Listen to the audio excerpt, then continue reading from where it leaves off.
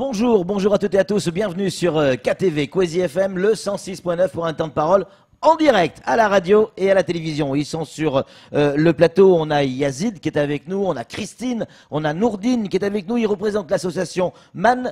Madame, messieurs, bonjour. Bonjour. Dans le micro les enfants. Bonjour. Comment ça va bien ce matin? Bonjour. Alors, on va parler de ce programme que vous êtes en train de mettre en place, la médiation nomade. Alors Christine, expliquez-nous, c'est quoi la médiation nomade? La médiation nomade se passe essentiellement soirée. Ouais. Il s'agit de stationner notre camionnette et d'offrir une terrasse de café, de thé pour pouvoir laisser la parole circuler et offrir des activités Oui. à l'heure même où les institutions sont fermées. Ouais. C'est pour pouvoir aussi écouter. C'est quoi, c'est une MJC de nuit? Est-ce qu'on peut l'imaginer comme ça ou non, rien à voir? Pas tout à fait, mais Ouais. ça pourrait l'être. Bon, après, je laisse la parole à Yazid, qui Ouais. est quand même très expert en la matière, Ouais. puisque c'est lui qui a lancé la médiation nomade en métropole. Yazid Kerfi, hein, vous avez écrit deux bouquins, on va les montrer peut-être plus, mais en tout cas j'en ai deux sur la table, on le montre à l'antenne. Quel est le but final et surtout qui est concerné? Tout à l'heure j'ai fait une erreur, j'ai dit des gamins, mais il n'y a pas que les gamins qui sont concernés. Non. Moi, je pars toujours du principe que le problème des jeunes, c'est d'abord un problème d'adultes. Tant qu'on n'a pas réglé le problème chez les adultes, on ne réglera pas le problème des jeunes. Oui. Donc, forcément, il faut travailler là-dessus. Et l'objectif, quand même, c'est de rapprocher les mondes qui se séparent de plus en plus. Si ces jeunes ne viennent pas à nous, c'est à nous d'aller vers eux. Ouais. Et recréer ce dialogue entre les uns et les autres. Ouais. Alors Nourdine, qu'est-ce qui se passe quand on est, allez on imagine, on est samedi soir, il y a donc l'association MAN qui débarque dans un quartier, et vous faites quoi? Vous dites quoi? Vous allez à la rencontre des jeunes alors qu'ils vous connaissent pas? Enfin, comment ça se passe techniquement? L'action, ça va se passer comme vous l'avez dit. On amène notre camion, on stationne, Oui. on commence à mettre des tables, puis même un peu de la musique. Et on est allé à la recherche de jeunes qui venaient avec nous. On va partager un peu le café. Et puis Oui. autour, on commence à discuter à des différents thèmes sur la citoyenneté. Et d'abord, on va parler de la non-violence, du respect. On va parler de l'estime de soi, de la tolérance. Et aussi, on va parler beaucoup de choses que ces gamins ignorent. Et puis, eux aussi vont se confier à nous, parler de leurs problèmes. Et à ce moment-là, peut-être nous, on pourra les orienter à des parteinaires pour qu'ils puissent. Mais ces gamins orienter. qui sont dans la rue ou dans certains quartiers compliqués, j'imagine que ce sera plutôt dans des quartiers compliqués, est-ce qu'ils ont envie d'entendre ce discours moralisateur à ce moment précis de la nuit? Christine? Il ne s'agit pas de lancer un discours moralisateur. Ouais.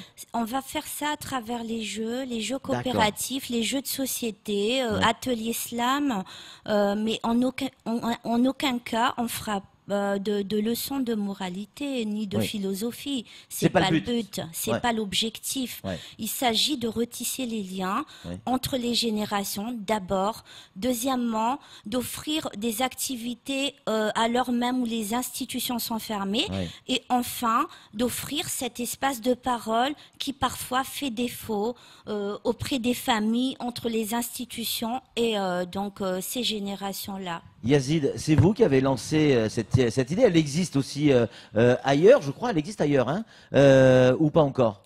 Non, enfin, c'est moi qui l'ai monté il y a 6 ans. J'en suis à plus de 250 soirées en France. Donc, je travaille un peu partout en France. Et ça fonctionne, ça marche? Ça fonctionne très bien, la preuve, parce que j'ai énormément de demandes. Il y a beaucoup de villes, c'est-à-dire que les villes m'appellent, sont en difficulté, ne savent plus comment faire. Et donc, mon boulot, c'est de retourner au contact, rencontrer cette population et recréer ces espaces de parole. La parole, c'est plus fort que la violence. Ouais.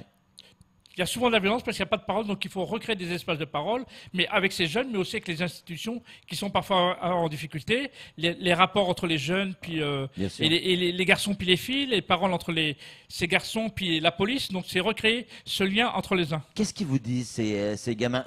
Ou pas que, on le disait tout à l'heure, il peut y avoir des personnes de 50 ans aussi, mais qu'est-ce qu'ils vous disent d'une manière générale, ces gamins, quand ok, vous arrivez avec votre camion, vous sortez votre table, on sort un peu de thé, un peu de café, on met un peu de musique. On sert pas de bière, hein. Pas d'alcool, bien évidemment. ils viennent d'eux-mêmes à la table ou vous les appelez? De toute façon, s'ils viennent pas d'eux-mêmes, je vais vers eux, je vais les chercher. Mais quand on arrive en pleine nuit, on se met dans des endroits où ils sont là, juste à côté. Oui. Donc ils voient de la musique, ils voient qu'il y a des boissons, il y a des gâteaux, il y a une belle ambiance et tout ça. Ils ont tendance à venir par méfiance. Ils disent mais qu'est-ce que vous faites là? Ben on vient pour vous. Ben rien que ça, ils existent. Ils disent franchement, ça fait plaisir. En général, personne vient nous voir. Ce qui nous parle en premier, c'est d'amour. Ils disent de toute façon, les gens nous aiment pas. Et c'est vrai qu'on a l'impression qu'une certaine partie de la population n'apprécie pas ces jeunes. Et donc, non, on y va, on vient parce qu'on vous aime. On vient parce que vous existez. On a besoin d'entendre votre parole. Et rien que ça, ils sont contents en même temps. Et donc, on passe du temps avec eux et ils se mettent à se confier. Ils sortent leur colère, leur haine. Et à la fin de la soirée, ils peuvent dire au moins, ça m'a fait du bien parce qu'au moins, on m'a écouté. Et rien que ça, c'est très important pour nous, quoi. Est-ce que ça vous arrive de détecter des cas? Quand je dis des cas, je parle pas des gamins, mais des situations extrêmement compliquées qui vous permettraient d'alerter des assistantes sociales ou quelque chose dans ce style-là? Ah oui, parce que notre travail, c'est d'essayer de comprendre. Eh Comprendre, oui. c'est pas justifier. Comprendre qu'est-ce qui se passe chez lui en même temps. Ouais. Et l'important, c'est de le remettre en lien avec les professionnels, les acteurs.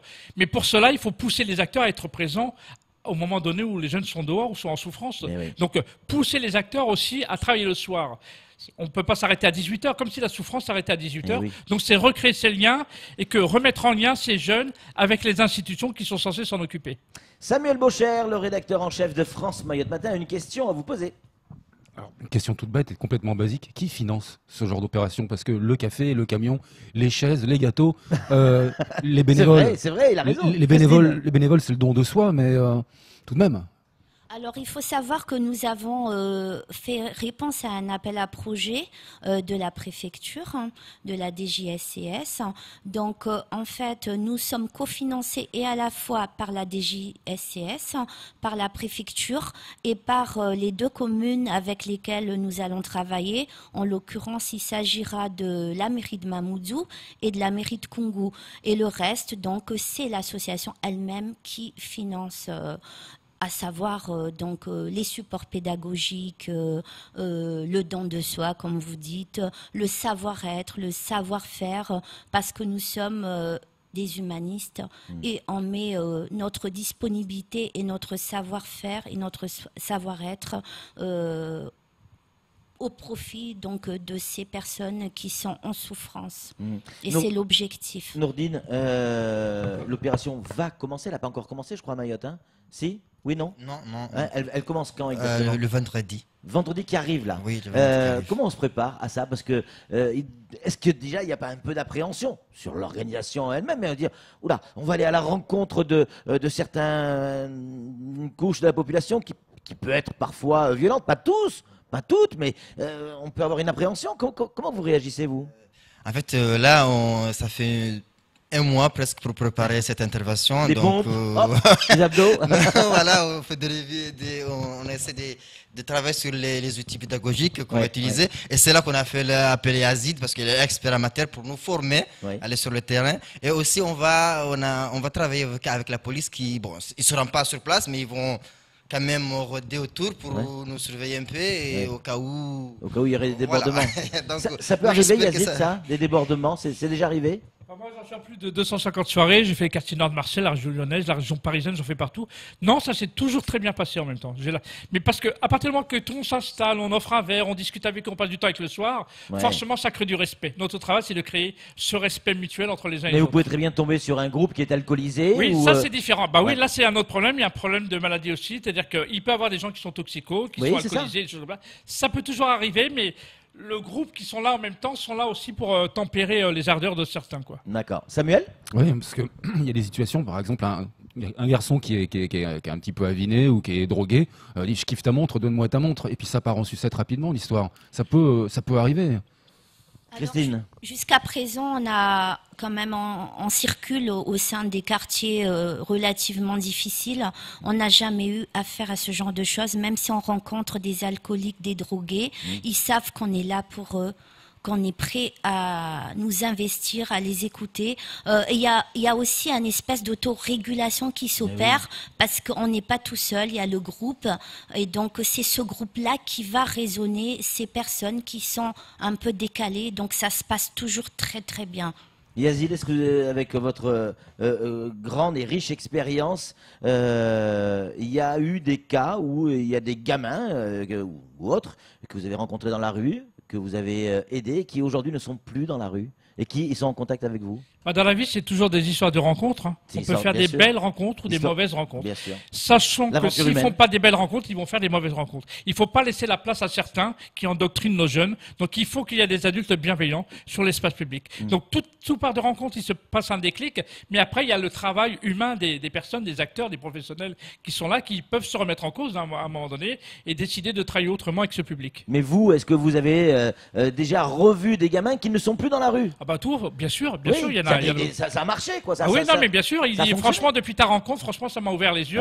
Ça permet de remettre en lien. C'est-à-dire qu'on est avant tout des porteurs d'espoir. On apporte de l'espoir à des personnes qui en ont moins en même temps. Donc, forcément, dans les rencontres, il se passe toujours quelque chose de positif. Et il n'y a pas un gamin qui vous dit bon, qu'est-ce que tu peux faire pour moi? T'es là, qu'est-ce que tu fais? Pourquoi? C'est limité, hein. Il y en a qui cherchent du travail, on n'offre pas du travail. Non, on n'offre pas du travail. C'est juste un moment.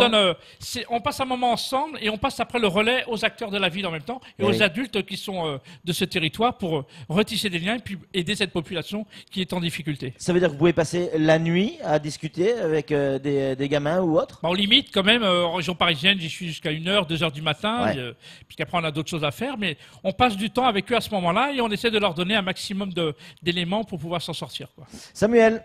Un gamin qui arrive, c'est classique à Mayotte, hein, j'ai raté mes études, j'ai arrêté très tôt, je sais à peine lire et écrire, hein, je voudrais me réinsérer dans la vie, comment est-ce que vous pouvez l'aider? C'est en lui donnant un lien avec la mission locale, dire va chez Pôle emploi pour t'enregistrer, c'est des choses comme ça que vous allez... Est-ce qu'il peut y avoir un accompagnement en plus derrière? Alors, nous ne faisons pas d'accompagnement, mais nous allons orienter parce que nous avons travaillé sur la question aussi du partenariat. Bien sûr. Donc, on a un annuaire.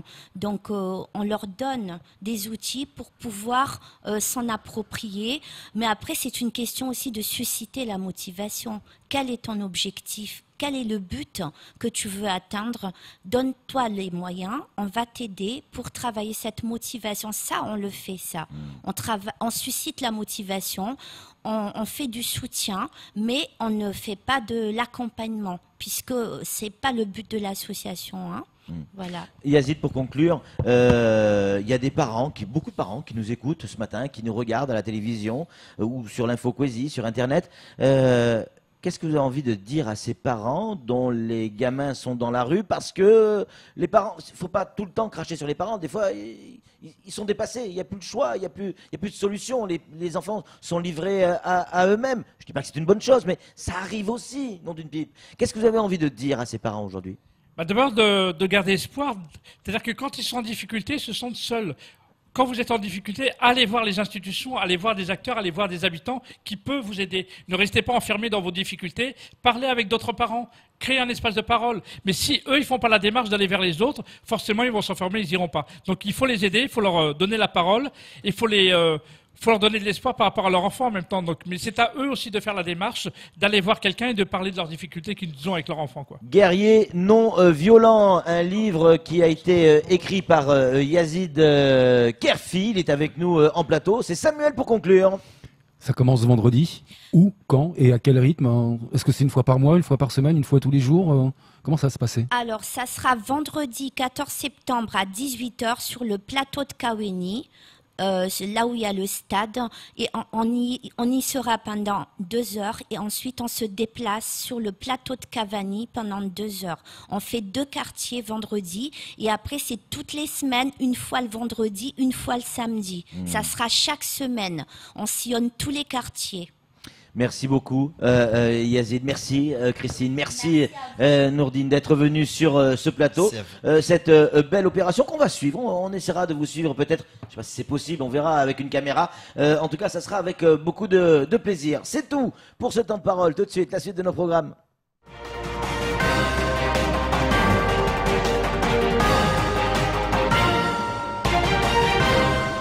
7h.